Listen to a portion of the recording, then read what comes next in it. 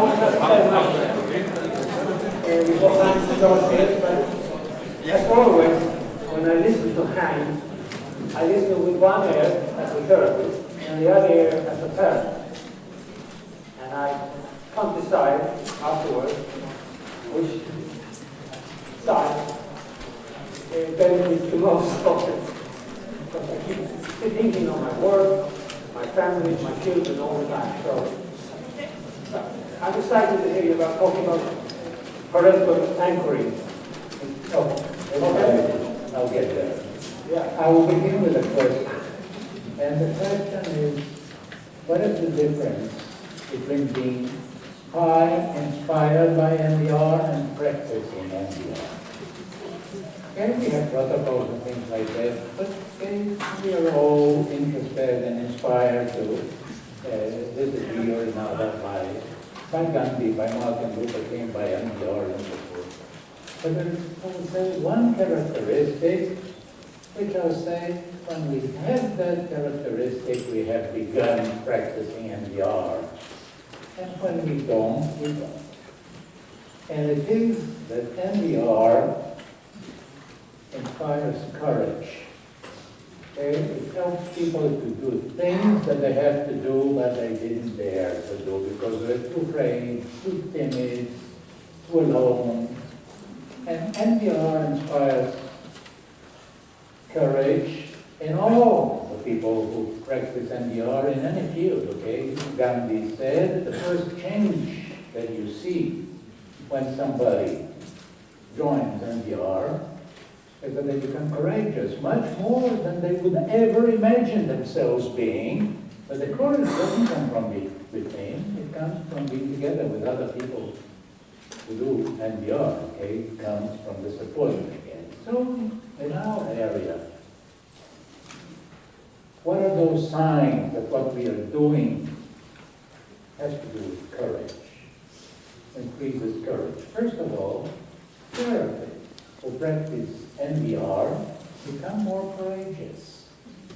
Okay, they learn to take a clear position and say to parents, look, this girl is in danger.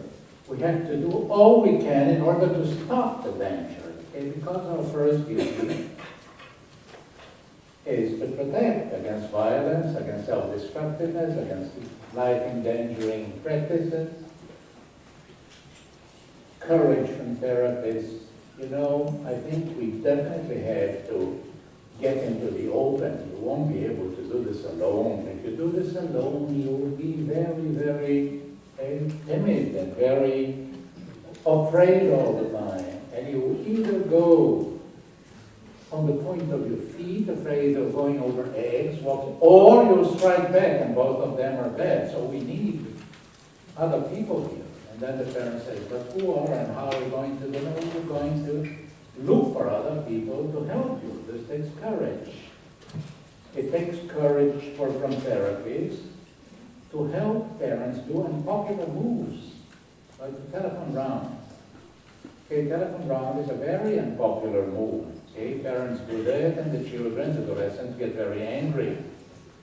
It takes courage doing that, and yet the telephone round is probably the single intervention that we have defined that has the greatest impact on risk reduction.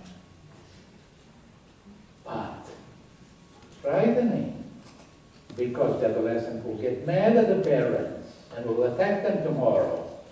We have to stand by the parents and say, you'll be able to withstand that. Let's prepare how you withstand that attack without fighting back and without giving in your duty as parents. It's courage to do that. And we see the therapists who begin practicing NVR become more and more courageous.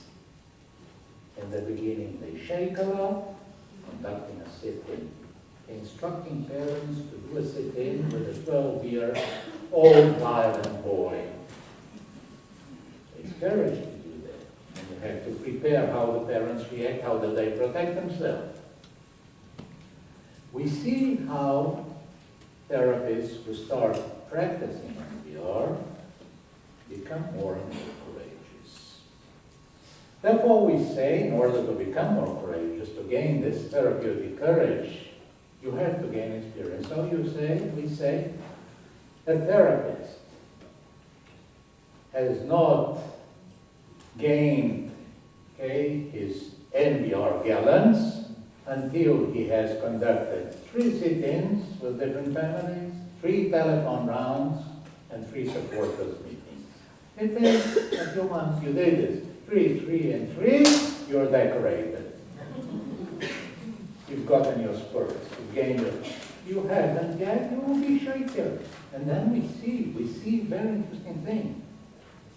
As they gain experience, they become more and more able to have supporters meetings. At the beginning, when they're still green therapists, they have supporters meeting in less than 50% of the therapies. After 1 year, they have supporters meetings in over 75% of the therapists. And the number of the supporters keep growing. At the beginning, 3-4 supporters. At the end of the year, 8, 9. What happened? They became more courageous and they inspire courage. Because it's not only the therapy. NVR, we can know that you're practicing NVR and not only being inspired by NVR. When the parents become more courageous, when the teachers that you work with become more courageous, that means they dare to do things that they would never believe that they would be able to do. Parents come and do a visitation on the spot. An adolescent that buys drugs at the street corner, one of the parents come there with a supporter and talks to the people in the street corner and say, you know, we're going to be here. Parents would never have believed that they would do that.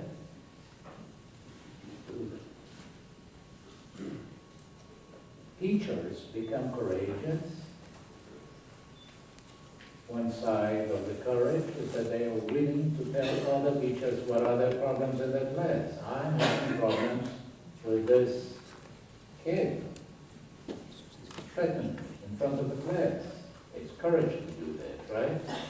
We don't think that the courage will come from the innards, from the bowels of the teacher. We think we must help create a supportive system that will increase the chances that the teacher will take that daring step.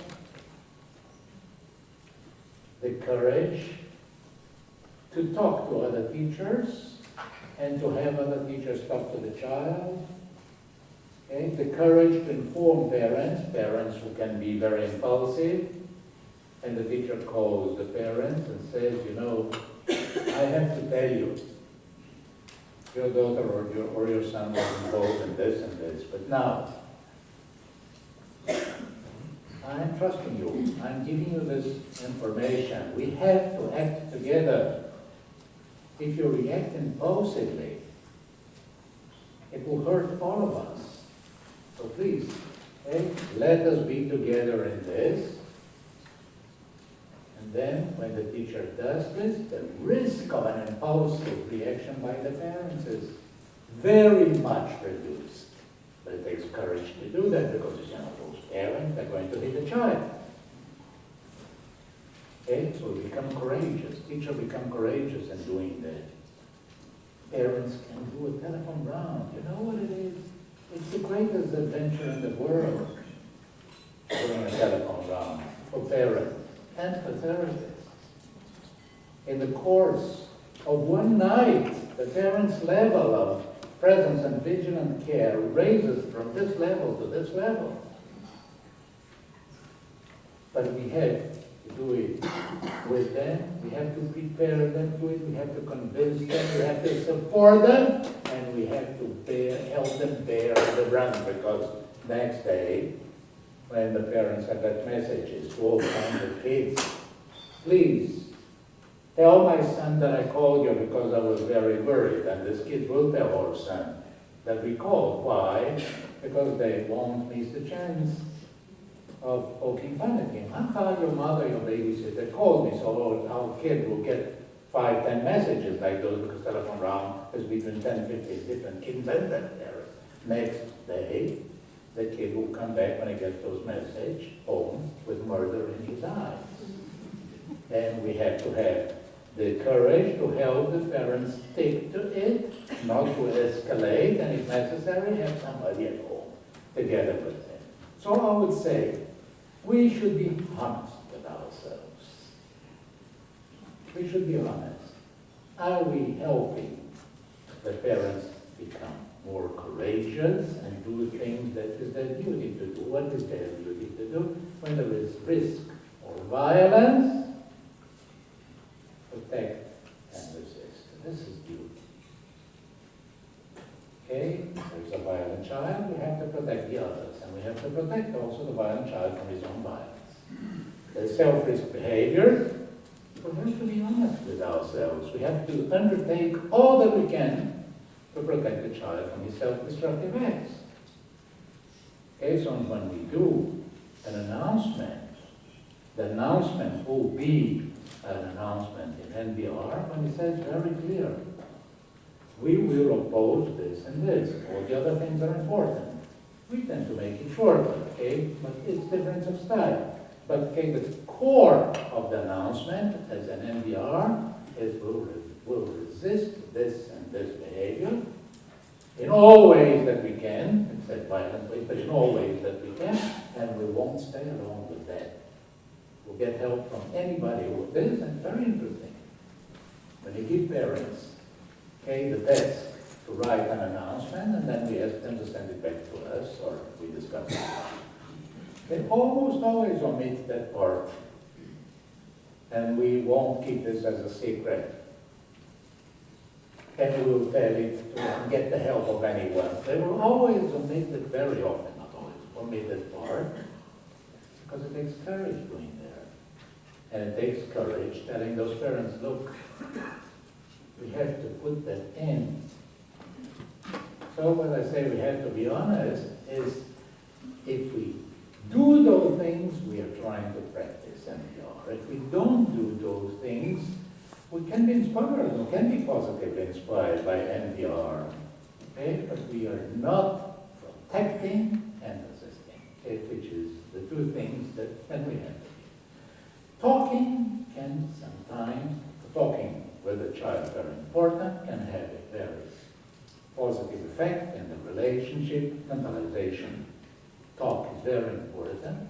Talking can be damaging. When we believe that the talking is the doing. When we believe that talking about what the child feels when he's violent and what he thinks I feel when he's violent, when this comes instead of saying I'll oppose the violence and acting to oppose the violence, then I would say the talking is damaging. Because the child gets the message, they're talking. And so long as they're talking, business as usual. Okay, this is very important. Okay, so long, and we all know kids that will do everything in order to continue talking. The kids enjoy the talking game, the lawyer game, bringing up arguments again and again. It takes courage to help the parents break up this game and say, I won't do this anymore. Yesterday, the case that I presented was a case in which the parents were involved in all kinds of games with that fantastic child, but they were playing very damaging. They talked no end. And they had to stop talking. They had to stop talking and took courage and stop talking. Okay, in that case, I led the way, he did intervention, okay, and NVR for planned intervention with the parents, but the goal will be the same. To stop the game that goes on in a deleterious way, in a damaging way. We see mentalization. There is very positive mentalizing elements in NVR, but we should know that when there is violent behavior and self-destructive behavior, we also have to engage in protection and resistance. We don't do that, we may be cheating ourselves. Okay? We may be cheating ourselves. So that's this we should keep in mind. Now, I'll tell you the story of how the bridge between NVR, or New Authority, and attachment theory was established. It was not an easy task to do that. Okay, first of all, perhaps you know, but in the traditional attachment theory, not Bowlby, but later how it was aimed were, okay, classical attachment theory, there's no place for authority. The two functions that should be necessary and sufficient to create secure attachment are the function of being a safe haven for the child, the receptivity of the parents, that are always ready to accept the child, to get the child, and the secure base. The secure base is that the parent-child relationship should be a base for the child to go out and explore the world. So, well, now you see, the world is fine. I'm here, but it can go. It's an encouraging function, the secure base. Those two functions are actually the two aspects of a harbor metaphor. The harbor should always be open to the inside. That means the ship, the little ship, the child should, when he's tired, and come back to the harbor. But the harbor should also be open to the external world. You can stay only for 20 minutes. Please go. This is also secure. Those two should be, according to classical attachment theory, necessary and sufficient for creating secure attachment. There's no place for authority here. Why not? For very good reason. The concept of authority that we had, the traditional concept of authority, does not foster secure attachment. First of all, traditional authority is only conditional acceptance. I'll accept you only if you do so and so and so. This is not good enough. Traditional authority is threatening and controlling. What is the connection between this and secure attachment? So traditional authority did not seem to foster attachment at all, and there's not a word about authority in classical attachment theory. There were people who said there should be a place for authority in attachment theory, because Bowlby said that the attachment drive reflects the need of the young, vulnerable individuals to stick with the wise and strong individuals of the species so that they can survive. Where is the wisdom and the strength? Attachment theory is responsiveness, acceptance, responsiveness. Where is the wisdom and the strength? And where it went lost. And that was one of the reasons that I'll confess to you, disliked attachment theory. I found attachment theory sentimental, schmaltz. I found that attachment theory, as it had developed, was actually a series of what I call pictures of Madonna with the child. The mother does and the child looks so, and the mother does. A series of, and they looked like that. And I said, but Bowlby said wisdom and strength. Where is it there? So I disliked.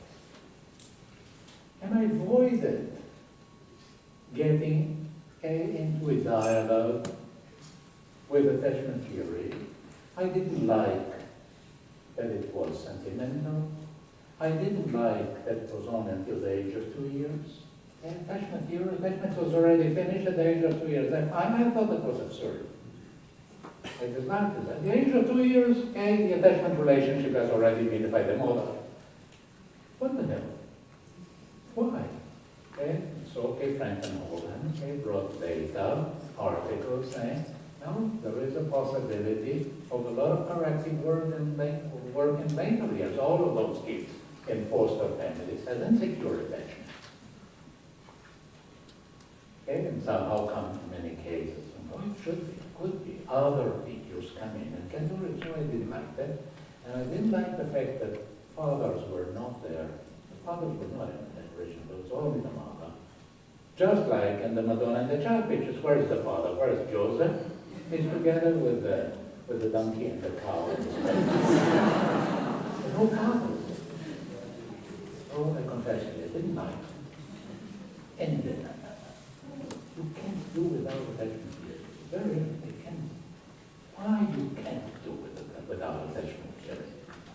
You can't do without attachment theory because attachment theory is the spontaneous theory of the majority of parents today in the Western world and of all professions. Spontaneous theory, what I mean, because we don't believe anymore that rearing children, growing up children, is educating the child. In the past, that was it. Okay, we teach the child the distinction between good and evil, and we give him his needs, his material needs. That was it. That was educating the child. And we teach him, okay, and then comes the teachers and teach also. Okay, arithmetic, writing, reading, education, finished. All the rest is luck. Okay, so that was it. We don't believe that anymore. We don't think anymore that rearing children is a process of educating the child in the sense of making them well educated. No. We all think, including me with my antipathy to traditional attachment, we all think that the process of rearing children is one in which we, as parents and afterwards as teachers, we offer the child a positive and stable relation of frame. We relate to you and we are stable. You can trust us relation of frame. And when we offer the child a positive and stable relation of frame, we give him good conditions for growing up. We all think like that. So that talking the language of attachment theory was very important, central. And I knew that in the back of my mind, but I said, okay, let someone else do it. Someone who's not so antipathetic to the way things are developing in attachment theory. And then came in Aris von Schlepper. Aris von Schlepper, my friend in Germany, who authored most of my books in German together with me. We had a trip to Poland by car, from Berlin to Krakow. Many hours, very boring road, everything flat. In the beginning, a few horses, but when you get distant from the German border, no more horses. Very boring. And Alice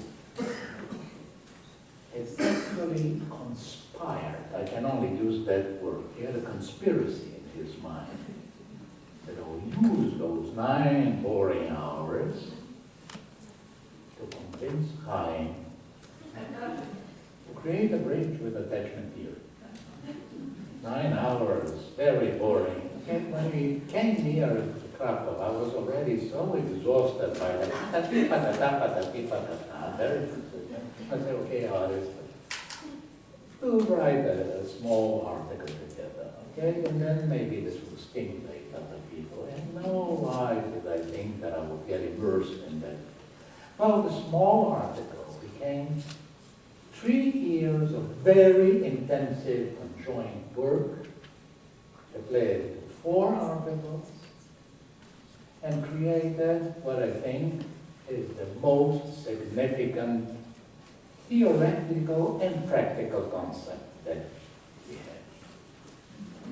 And now I'll tell you how it was. You all know, more or less, in which ways the new authority which we delineated in the book, the new authority, family, schools, community, the concept of the new authority was created to deal with the fact that we cannot use any longer our old idea of authority. Why? Because that idea of authority was based on distance from the child, on control and obedience, on a strict hierarchy and immunity to critique, on immediate punishment. All of those things we reject completely. So we said, but do we need authority to rear children? And the news are that we need, because it turns out that the idea of the 60s of a completely free education failed miserably. Miserably. There are over 300 studies that show that miserably. Okay, children who are reared or brought up in a family with a consistently free education, with investment, with love, comprehension, encouragement, not only have higher levels of aggression, lower frustration, they get frustrated quicker. Not only do they drop out much more, not only from schools, but also from all kinds of frames, sports frames, musical, they drop out much more. Not only are they much more prone to a whole series of risk factors in adolescence, but they also have, in the average, a more negative self-concept. Incredible, right? Over 300 studies, a more negative. So we failed. So we needed authority. But we had demolished our concept of authority because distance, control, hierarchy, we don't want. So the idea in the new authority was redefining authority in a way that is good and right for us, our generation, our 2.5 generations, okay, because I'm 67. Okay, so that we said distance is very bad, we don't want to be distant parents, so we said, no, we can create authority by presence, but determined presence. I'm here and I remain here, you can't get rid of me, presence. Okay, and then instead of control over the child and the idea of obedience, self-control. We all know that we respect people in authority positions who control themselves, and who have also positive control of themselves. That means they are conscientious, they do what they have to do. They take their task seriously. That is self-control. Instead of control of the child, self-control. And then instead of hierarchy and immunity to critique, we create a process of support, network, and legitimization. The authority person don't say anymore, you do what I say. The authority person say, we do what we say. Completely different. And then instead of the idea of immediate punishment, now immediately we punish, the idea that you persist, that you continue. Okay, then we created those proverbs. Strike the iron when it is cold. That means you delay your reaction, your disciplinary reaction. It's not that the protective reaction is immediately, the disciplinary, okay, later and you protract it. You don't have to defeat the child, you don't have to win, only to persist. Persisting is not winning. It's not the same thing. But it's coming back and coming back and coming. And then there is the third, the advanced use of time and the creation of authority. You will make mistakes as parents, inevitable. But you can correct them. Okay? There is something then develop authority which is based on something like a long thread. You do it on. Very important for children with ADHD. Why? With all children. Okay, but for children with ADHD, what's a child with ADHD? It's a child for whom only the moment exists. The child is bombarded by moments.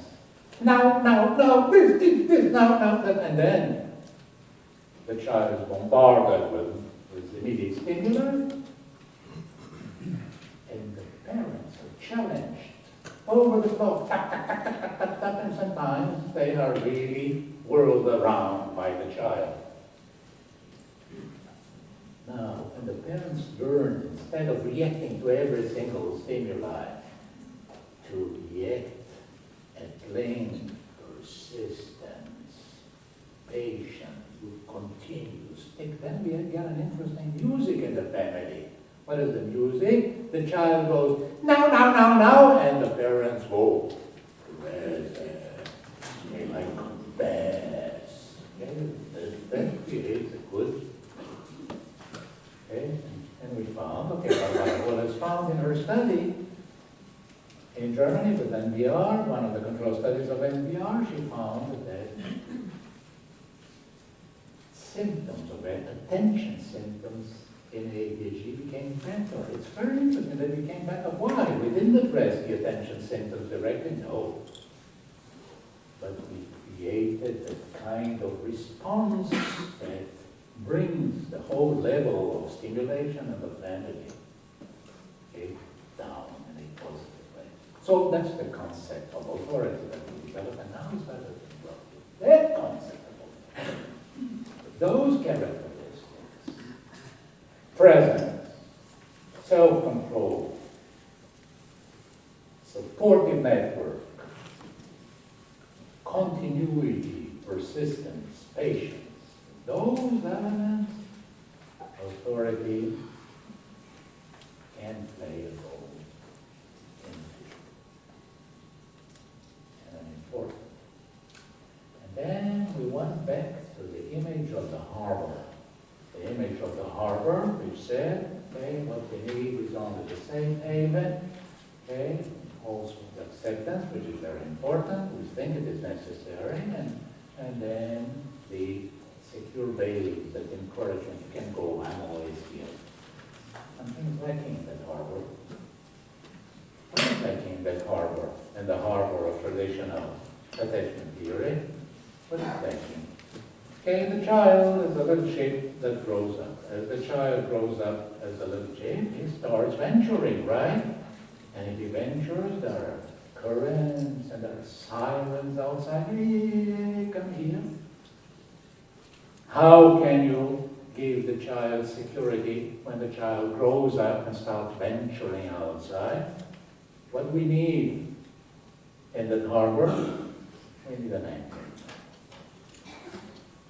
And we also need an anchor when the child grows up, okay, and his instincts get stronger, and the child, because of his instinctual pressure, starts hitting around the other ships, okay, brothers, other siblings of the kid, or the harbor itself, the parents. We need one anchor. And we started to say, what the new authority gives the child is an anchor.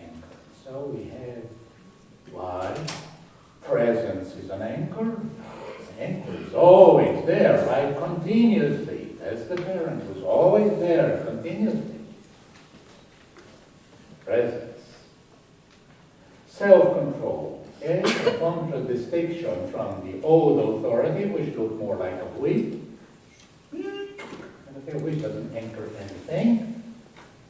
Self-control, the anchor is a very self-controlled thing, doesn't start chasing after the child, but it stays there. Self-control. And support. What is an anchor capable of holding the ship? Even a relatively small anchor can hold a very big ship. Why? Because of the spikes, right? You get only one spike, an isolated parent, it would be much more difficult to hold anything. There are no anchors, but spike. So, when the parent becomes anchored in the supportive context, we create an effective anchor. So all of the elements of the new authority actually make anchoring possible.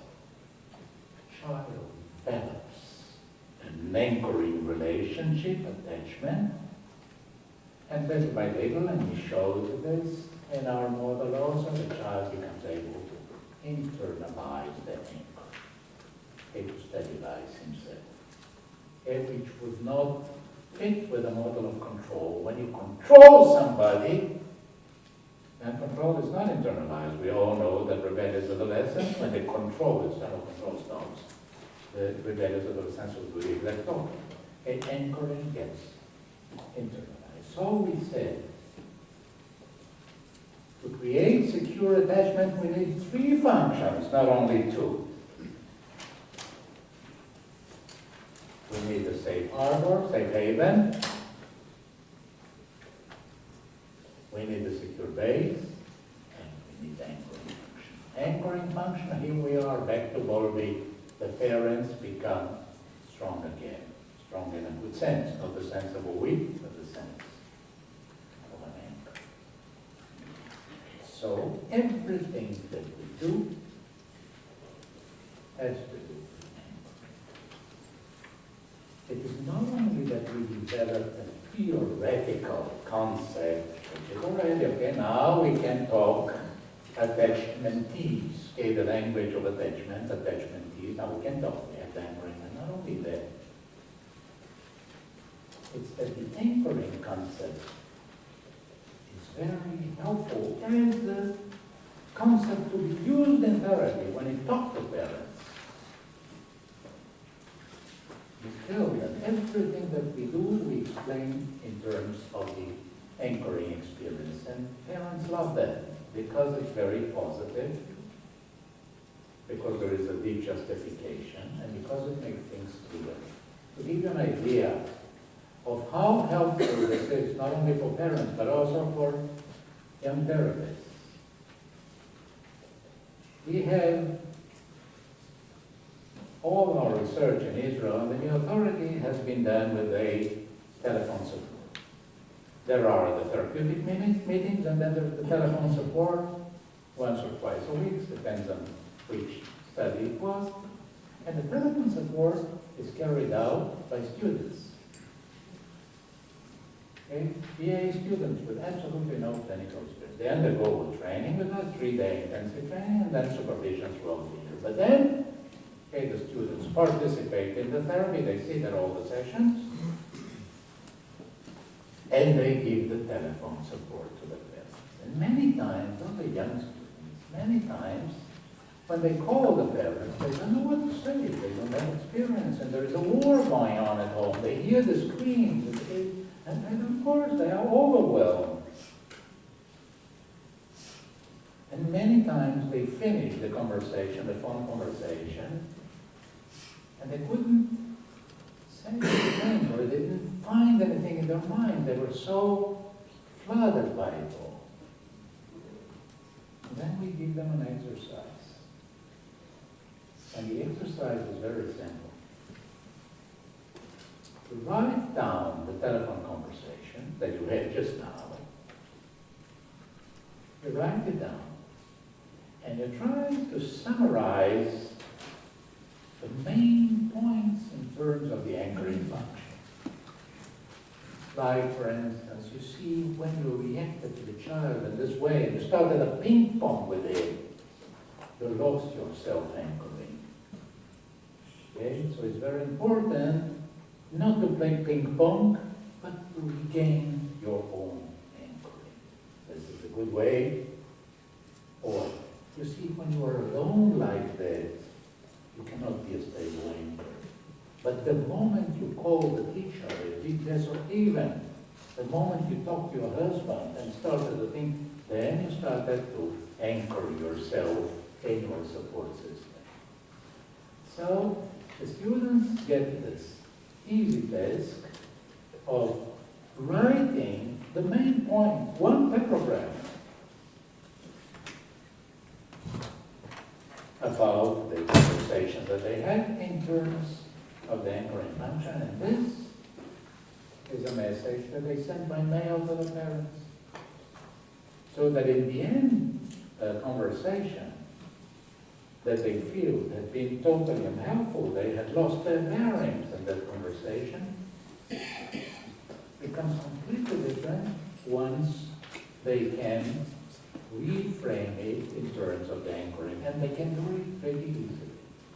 We do the exercise sometimes together, and they can do that pretty easily. In the end of therapy, okay, when we do the therapy today is 10 sessions, the standard therapy that we do is 10 sessions. We do quite a few things, and whenever you have a short therapy and you do a number of things, there is always the risk that the unity of the therapy will be lost. I did this, and I did this, and I did this, but then again, how can you remember the many things? You can't. Unifying the therapy to one message is very important, because then it is easy to retrieve it from your mind. And the anchoring idea is the perfect unifying. Parents come out of the treatment, and we also give them a letter at the end summarizing our impressions from them. They come out of the therapy, what they did to anchor themselves, to offer the child an anchor where they succeeded better, what are the challenges for the future. And so now we have a good bridge to attachment field. Why is this for us a good bridge? For us, this is a good bridge because, first of all, the idea of anchoring is relevant for the whole period of childhood and adolescence, and also for young adulthood. No longer the first 2 years alone, one of the problems that we had. Then, fathers are back. Not only fathers are back, we have a language to talk to fathers. And the language of classical attachment theory is problematic for fathers. Fathers needs a different thing. Okay, Franz van Horen had said it, and we're now publishing an article. We are very, very good at recruiting parents. Very good. We have fathers, and we have a language for fathers, and we have attachment that goes, and not only fathers, there is a role in attachment for grandparents, for uncles, for neighbors, for teachers. They also anchor the child. They are also relevant for attachment. That's why we have that ability to replace developmental legs by offering good educational figures for the child later in life. This is vital. So, in joining with attachment theory, becoming attached to attachment theory, what we did is not only if you can breathe and join them, you know, okay, I can breathe attachment, so let's join it. No, we say, if you didn't change them. So we joined attachment theory, but we were audacious enough, daring enough to change attachment theory.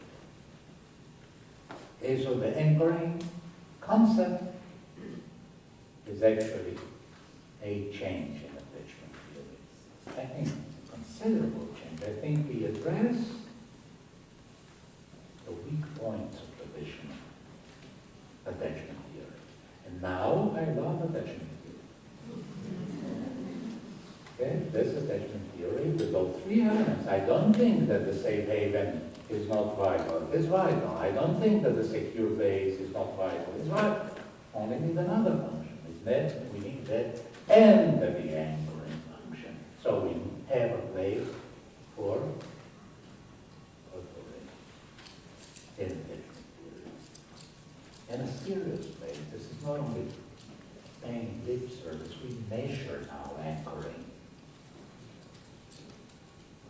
Okay, so that's, I think. And that all began with I did everything I could not to do this. Okay, until I was convinced that there was no way out, but then at a certain moment I got really interested in doing it, and I'm very happy because this is our best concept. Okay, if somebody would ask, okay, what is the best concept that came out from NVR, I would say anchoring.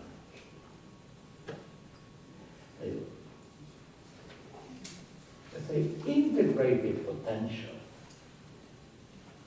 of the concept, the anchoring function, is even larger than linking the authority model with attachment theory. We didn't know at the time. But we were creating something that was an even deeper integrative potential. Why?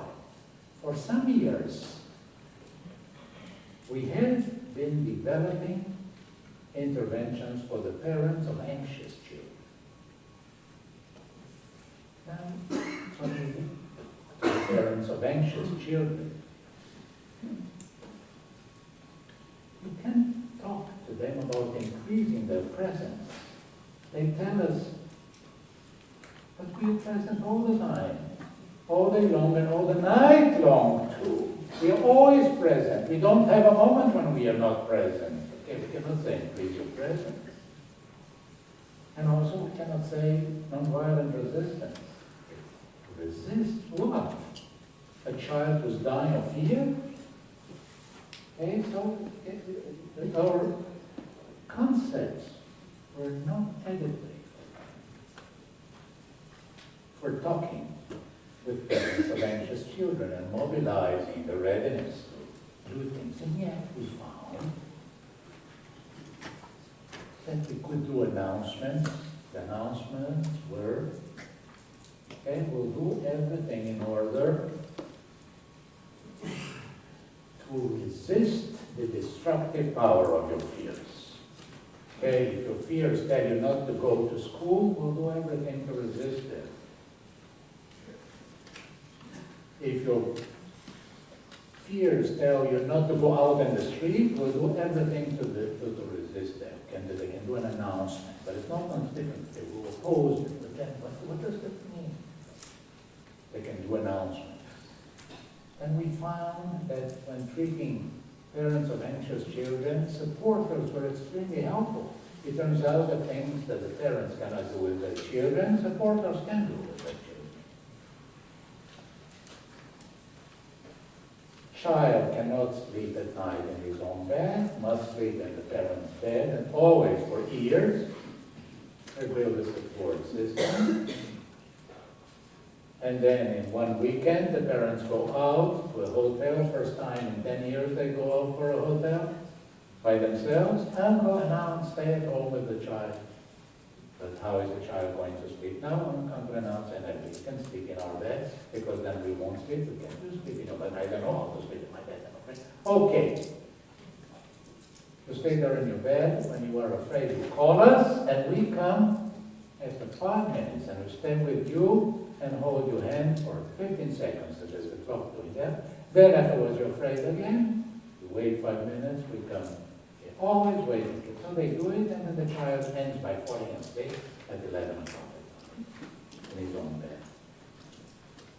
Then why do we insist that the parents go away for 2 days? Because the next day, okay, the idea is now you have a very active day. Child, you wake him up at 7 o'clock in the morning because you have to go to the beach. And you go sailing, or you go fishing, and you play this, and there's a circus in the afternoon. You have tickets for the circus. And come the evening, the child is falling apart. And then you tell him, okay, now you can call us every 5 minutes. Yes, I'll call you every 5 minutes. Uncle, third time he falls asleep at 8 o'clock. He sleeps all over the night. Next day the parents come. And child can sleep enough. It's only a question of generalizing that to the presence of the parent. Already a different task altogether. So you see, with the support group, we can get anxious children to function much better. There are many examples. Many. So we could do support groups, we could do announcements, many elements, but we didn't know why did this help. This helped. Leibovitch, who wrote with me the book, Treating the Anxious Child and Adolescent, a guide for parents and practitioners. That's the name of the book in English. Leibovitch did a number of studies. He's in Yale now, did a number of studies. The first big study that he did, he took 10 families of children with anxiety disorders, with special children who refuse treatment of any kind. It turns out that 50% of the children with anxiety disorders are treatment refusers. Okay? So he had only the parents to work with. So he worked for 10 sessions with the parents. He wrote a manual. The manual has been published. It's called the Space Manual. It's in that book, the manual. So he published a manual, everybody can get it. And at the end of treatment, he found out that the improvements in the child's anxiety were similar to the improvements that you get the children who have CBT, but children who are willing to get it. Those are treatment refusals. And this was very interesting. We found out that 7 of the 10 children of the first batch, she did also implications, so on. 7 of the 10 children at the end of treatment were willing to have CBT for themselves. So he asked them, why is it that you are now ready to have CBT for yourselves? He got two interesting responses. Some of them said one, some of them said the other, some of them said both. Some of them said, well, we thought we wouldn't be able to survive that, to survive being exposed to this, and to survive when the parents go out for the week. We thought we would die, or get crazy, that we couldn't. And we thought so that we can survive it. Now, if we can survive it, so at least that we suffer less. So we want the CBT to suffer less, right? Okay, that's one. And other children said, no, I didn't want to go to therapy because I was afraid that if I start getting better, my parents will stop doing all the things that they do to protect me, and I was afraid of that. Lose the protective circuit. So I don't want to go to therapy to get the parents to say, now you're in therapy, stop doing that. But now that the parents in any case stop doing those things, okay, because of the therapy, so I better go to therapy myself, at least I suffer this. Okay, interesting. 7 out of 10 were now willing to undergo and underwent CBT and got further gains. Okay, very interesting. So that the child is also listened to at the end. Not only listened to, you just get, in this case, individual. So we were asking ourselves, why do these things work? It's not nonviolent resistance. It's not parental presence. What is it? What is it that we are giving those anxious children? We're giving them an anchor. Anchor against what? Against the pressure of their fear, against the waves of their anxiety, against the currents of their private and entering experiences. Okay, in the beginning, we all know this. Child is afraid, induces fear reactions in the father or mother, so they run very quickly to protect the child from the anxiety. In the end, we have child experience his own fear, sees that the parents or one of the parents is also very much afraid. So he says, well, there is something to be afraid of. My mother is also so much afraid of it, right? So the fear that the child experiences is actually the product of his own fear by the parents' fear. And we help the parents to stabilize themselves. Parents come to the child and say, I didn't think I could stand to your fears. I felt unable to do it, but now I can stand to it. Thank you. So what the children have now, they have the experience that the parents are anchoring themselves. They're no longer being drawn by the child's fear, carried away by the child. And the child uses the parents to stabilize himself. And so we have the anchoring function integrated what we were doing with the parents of children with externalizing disorders and what we were doing with the children with anxiety disorders. So it's the concept with the highest generality that we have. And now comes the question, okay? We have a conference about NVR, on new authority, and its links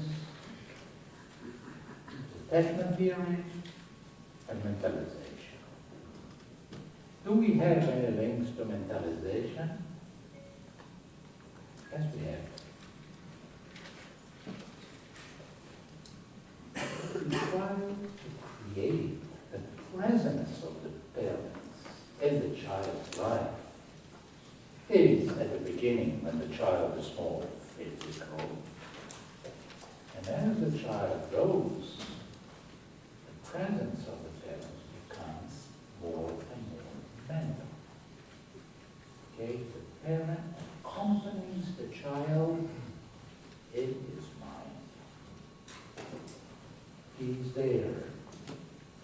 In special situations, when danger or temptation becomes too big, there is mental presence, mental accompaniment. We'll see how that is linked to mentalization. In the Talmud, the Talmud is the old Jewish book of law, but it's not only law, it's enormous, an enormity. It is there's also stories, many, many stories.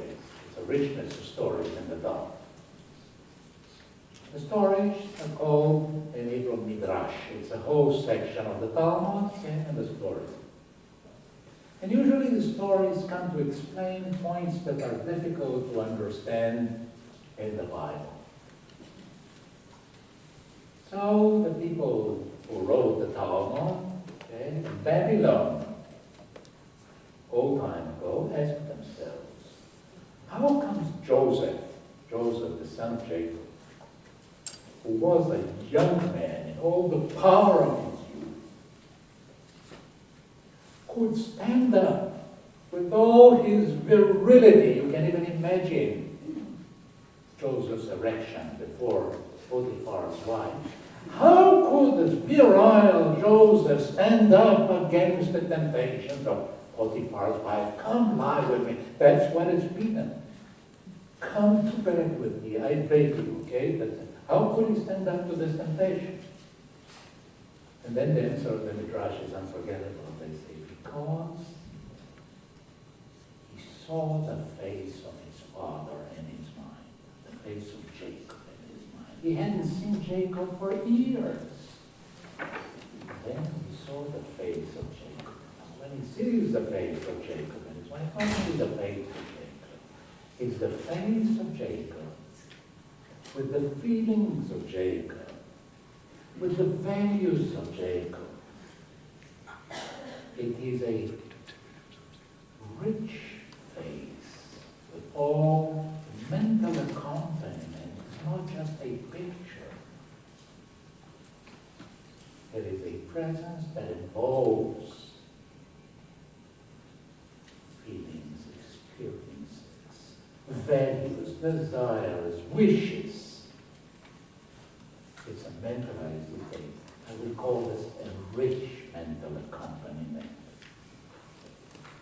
We want to create a presence which is not just a flat presence, but a rich presence with all emotional mentalizing elements. I remember my parents, and I remember what they would expect from me, what they would wish from me, what they would suffer from me. Okay, what can we do? That's it. Okay, but that's what we need, those inner pictures, that inner accompaniment. So I'll tell you now, I'll show you now how some of our interventions in NVR foster this rich mentalization.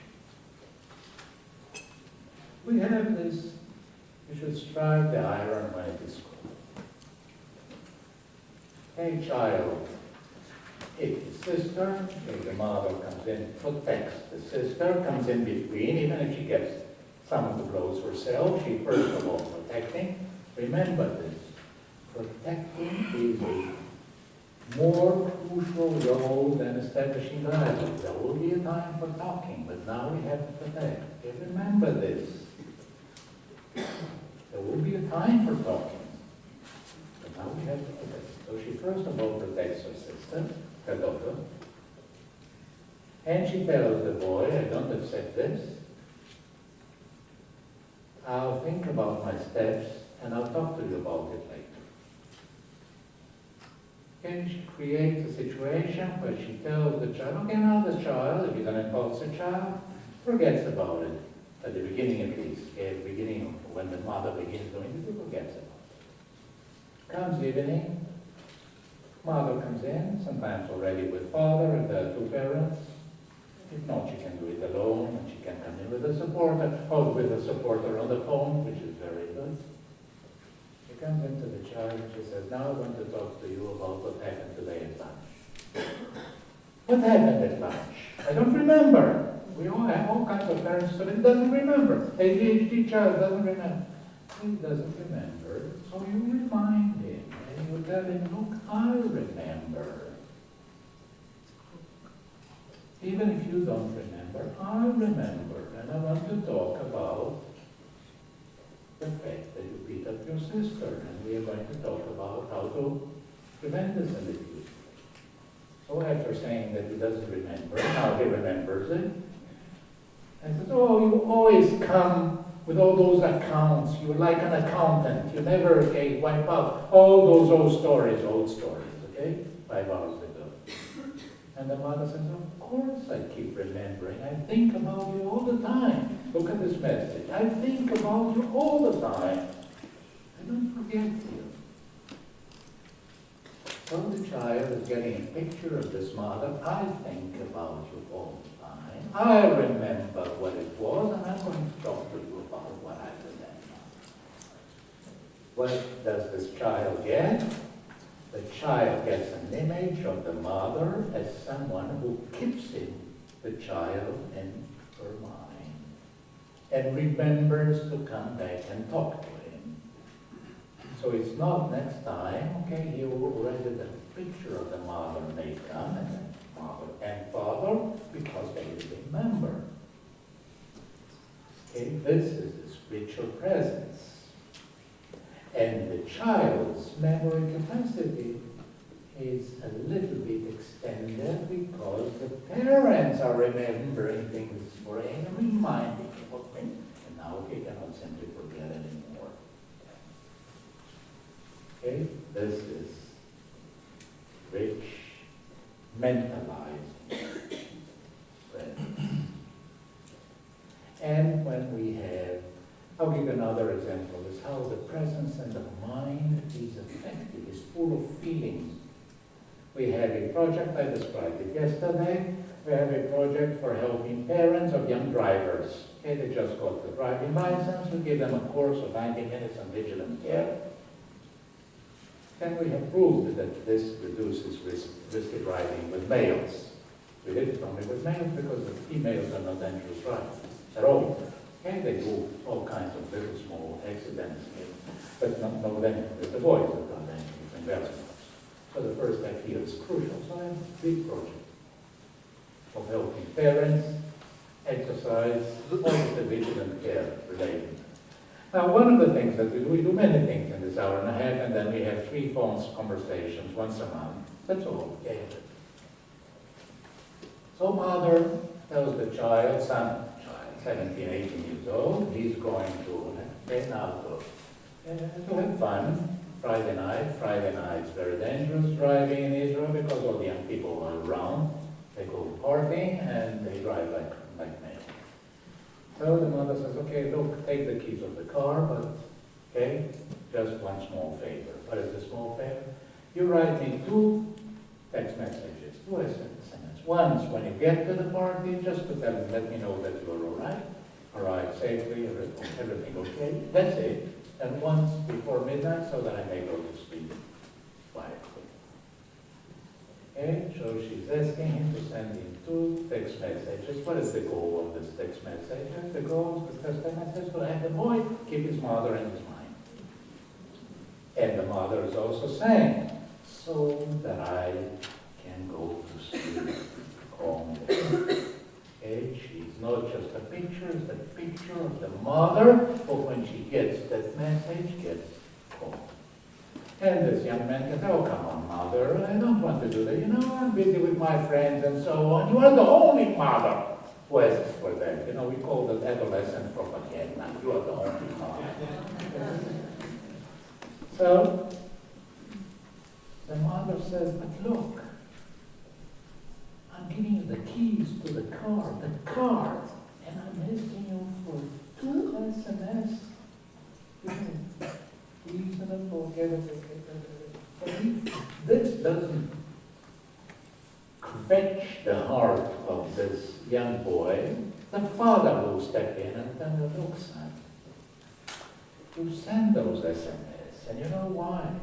Because if your mother doesn't sleep, I don't sleep too. So we were going to send the SMS. So we had not only the mother who's anxious in the mind of the child, but also the father, and the interaction between the mother and the father. The mother is telling the father, what do you think? Something happened to him, and so on. So all of this interaction appears as an image in his head. Accompanying presence, that is a rich presence, mentalizing presence. And then he expands the presence becomes even richer when we get the supportive net. Okay, child, adolescent, vanishes nights, goes to his friends and never tells his parents when he's coming back. Okay, we have all of those things. Then we do a telephone round, as I said, parental presence, child gets angry, and so on. Parents learn to stick up to it and not to escalate the situation. A day later, grandfather calls. Grandfather calls him and says, look, I know, I heard that you had, okay, some clash with your parents about this nightly outings. And then they want me to do this, and then they called my friends, and I said, okay, they called you very unpleasant, okay, but I heard that all they wanted from you is that you tell them where are you going, what is the program, and that you agree when you're coming back. Yeah, but then they call me, and then the grandfather, but let me know something. Do you think your parents can give you up? They can't give you up. Even if they want, they can't give you up. And you know, I can't give you up too. So that if you disappear at night, they absolutely have to look for you because they can't give you up. And I will ask them to tell me when this happens because I also don't want to give you up. So we have now the presence of the parents connected to the presence of the grandfather and giving a very positive mental content. It is the presence of the grandfather and the parents who cannot keep the child up. You see how we are enriching this mental accompaniment. Okay? Another example of the richness of mentalization in our interventions. You know that we do reparation accident. We'll be talking about it. It's one of the central elements in our approach. A classical example. Child was violent at school. Teacher, parents, and child meet. We do this quite often, they meet. And then the child is requested to do two things. First of all, to write a letter of apology to the hurt child, to the child or to the children that he beat up. But then the teacher says to the child, look, we don't want to humiliate you. On the contrary, we respect you and we want to keep your self-respect. Your self-respect is important for us. She's helping the child manage his shame. When she says, your self-respect is important for us, she's giving him respect. Because when we don't want to give a person respect, we don't tell him, your honor, your self-respect is important for us. We tell him, who do you think you are? You're not. So she's giving him respect. And she says, so we don't want it to be difficult. We want you to be able to do this without using hate, writing the letter of apology. So we want you parents to help him write the letter and also to sign the letter with him. So, you help him bear the difficulty together, participate in it. Please, sign it together with him. And please, she tells the parents, please. We do this with teachers, we teach them, we do exercises. Please, when you are writing the letter with him, This is not the time to be angry with him. You can be angry at other times. At this time, you only help him because he's doing the right thing, even if he doesn't want. Now, it's very important how the teacher tells the parents, get you prepared. This is prepared, and we do role playing. It's very important that when you write a letter, it also appears in the letter a phrase about the suffering of the hurt child. I know that I made you suffer, and I know that you feel this too. I'm sorry for that. So we want that in the letter there is also a mention about the suffering and the feelings of the other child. Now, what do we have here? The child writes this letter together with the parents. He doesn't want to do it. He wants to make it very brief. But if we succeed at it, many times we succeed in getting the parents engaged in this, no, this will have to be in the letter. But it's not true. He wasn't hurt. I think he was. We think he was. And we'll be there because we think he was. Even if you don't think, and we'll be signing this together, we think he was hurt. I think he experienced fear. And we are sorry for that. What are we creating here? A choir of mentalization, a network of mentalization. We think we, the parents, in our minds, he was hurt, and we will write them, and we will sign this together and express maybe feelings, the family understanding.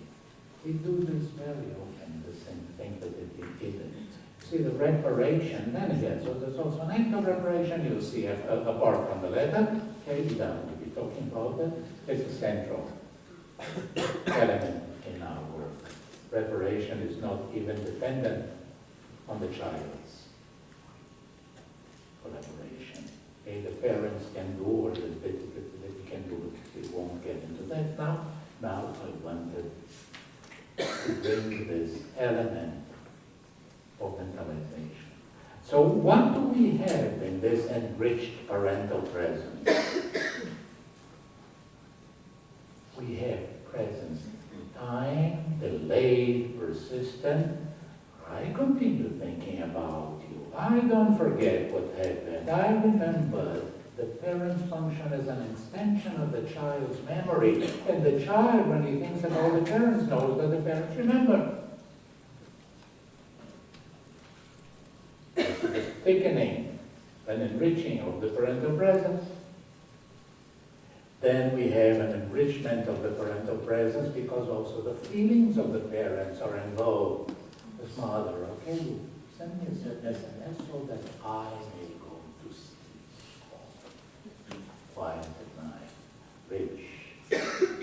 And the father comes and says, then she will also let me sleep. And also the interaction comes in. Enrichment. And comes the whole network. So, mentalization in the end is a collective process. It's a collective process that helps in glue between the people. Okay, that's our idea about mentalization. Okay, we have a bit less than 15 minutes now. Wait a minute. So what we'll do is as follows. This is something that I was requested to do, so I do. You talk with your neighbor for 2 minutes about questions, and then you ask the questions. Okay, so please now, 2 minutes, you start talking with your neighbors, everybody. What's on your mind?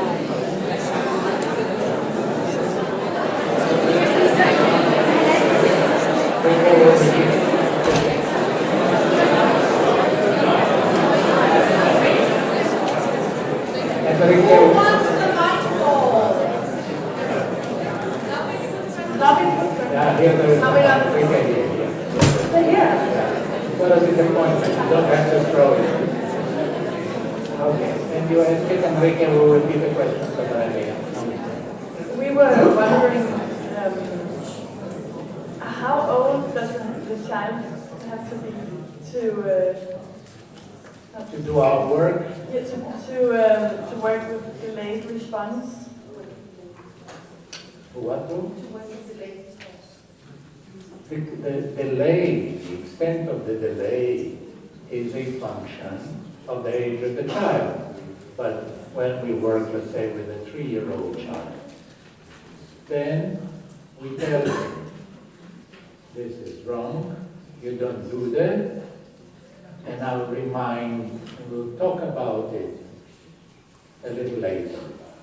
And then the mother, 5 minutes later, the child is busy with something, the mother comes, you remember that I said, now we're going to talk about it. What is she doing?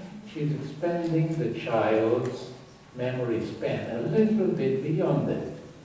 Okay, with a 5-year-old child, it can be already half an hour and so on, so that all the regulation of those responses are a function of the level of the child. Martin Levy in Germany is also working with retarded kids. And always with retarded kids also the attention span and the memory span is shorter. You have to regulate it according to the span of the child. Next question.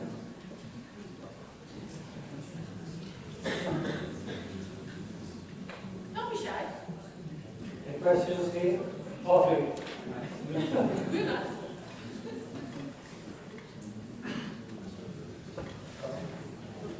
Oh. Thank you. I have a question because you said it was a kind of little lecture about NVR and attachment. But I think there is something missing all the time. Because I think what attachment is it's reciprocal, so it's on and over and on and over. And the only part you highlight is the attachment from the child to the parent. But I think there's also a part from the parent to the child, if you talk about attachment.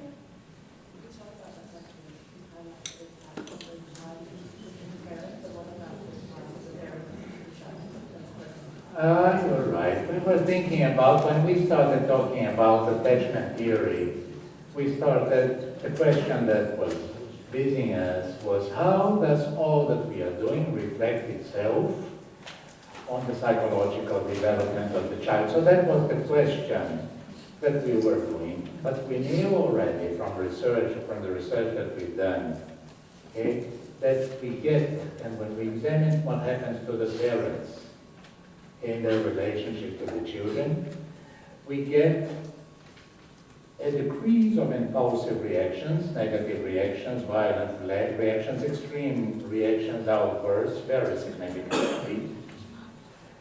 A very marked increase, very marked increase in positive initiatives, gestures, expressions, a positive effect of interest from the parents to the child, and a steep decrease in escalation. If you think about escalation as the earthquakes that shatter the relationship, when we have a reduction in earthquakes, escalation, when we have an increase in positive gestures from parents to the child, and when we have a decrease in negative outbursts, then we can say we have more positive attention.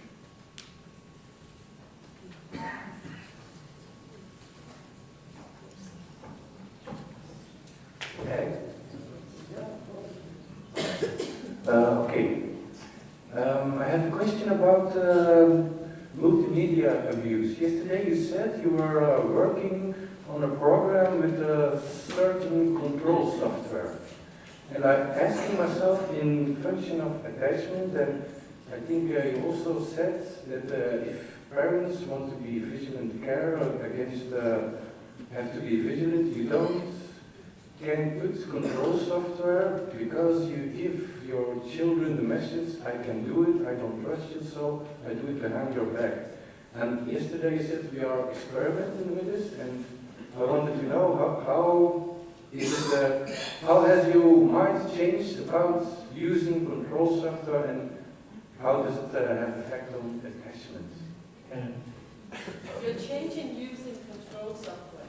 What? Control software, the computer is used. Yeah. How has you changed? Have you changed from that? Is that okay? Yes, yes. Yeah. Is Okay. it changing using control software? You use of control software on computer and vigilant care. If I use control software on computer, I don't understand the question. Okay, can you do it just short? Okay, And so- maybe come here. It's about yesterday. You are doing an experiment with parents who have problems with children who abuse internet or multimedia. And you were talking about... Hold on. Children who are using media? Yeah. We talked about that yesterday. Sure, The of internet. course we Okay, have. Here we comes have- the rest of the question. Yeah? And then you said we are doing an experiment with software who can register the websites children use, how much hours they are on internet, etc. It's control You're doing software. an experiment with Yeah. control software. That's right. Yeah. What we're doing, we developed a protocol of vigilant care by parents of internet risk, problematic behavior by kids. Okay, so that we created a protocol of vigilant care, as we did for dangerous driving, as we did for delinquent adolescents. So Rodriguez will be presented that in a workshop. Now we have also a visual program of vigilant care to make the parents more positively involved and exercise vigilant care over the kids' use of the computer. Okay? And I'm trying to answer your question. Okay, so that now we have the procedure.